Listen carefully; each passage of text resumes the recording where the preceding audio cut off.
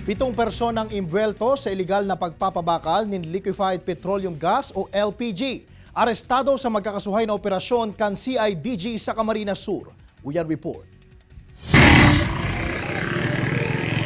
Sa video na ini, may hilingan pagbakal kan sarong confidential agent kan Criminal Investigation and Detection Group sa sarong tindahan ng liquefied petroleum gas o LPG.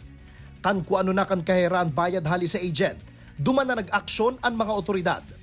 Iniyan saro sa naging senaryo sa limang magkakasabay na operasyon na pigkondusir kan CIDG sa probinsya kan Camarines Sur, partikularmente sa mga banwaan ng Goa, Pili, Magaraw asin sa syudad ni Naga, kung saan 7 persona ang naaktuhan mismo na iligal na nagpapabakal ng LPG. Bali, ang modus nila, bali yung tangke, same lang yung tangke ng binibenta nila, pinapa-refill nila, pero hindi siya authorized.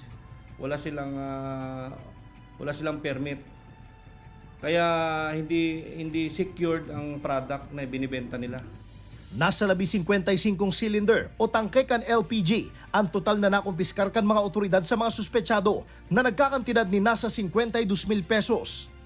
Ansiste, ipinapabakal subuot kan mga naarestar na suspetsado ang LPG sa mas baratong presyo kung kaya labing naapektaran kaini ang bentahan kan mga lehitimo asin otorisadong distributor sa probinsya. Depensa man kan saro sa mga naarestar na persona na si alias Mark, trabahante sana siya, asin day niya aram na illegal pala ng pigpapabakal nindang LPG. Wala naman So, nag-deliver lang ako doon. Hindi mo ba napapansin na mas mura yung tinitinda ninyo kaysa sa ibang LPG? Hindi naman Saka kung anong binigay ni Bossing na presyo, ganun lang, sundin na din namin. Sigun man sa representante ka nagreklamong kumpanya, dakulang bagay ang pagkakadakop sa mga nasambit na persona, bako sa na para sa saindang kumpanya, kundi maging sa mga nagkukonsumo o nagagamit ng LPG. Kasi siguro hindi naman natin mapagkaila na marami talagang nangyayari na mga sumasabog na tangke dahil nga naging substandard siya. Kasi naging illegal, hindi na ibabalik sa requalification. Dugang pa kaini, igwang expiration ang sarong tangke kan LPG, asin kunday ini maibabalik sa planta kan sa indang kumpanya para sa requalification, posible ining magsabog asin magdara nin peligro sa mga konsumidores. Sarong man subot sa paagi nga ning maaraman kung illegal asin peke ang sarong LPG tank, iyo ang pag-check sa selyo kaini.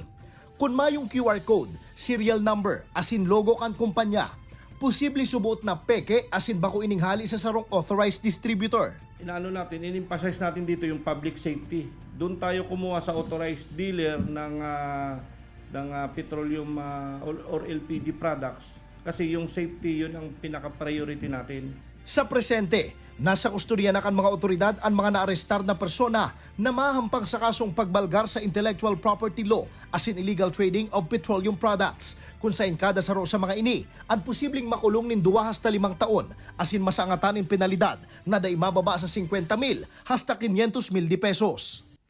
Kaibahan si Carlo Abunita, Jesse Cruzat, Balitang Bicolandia.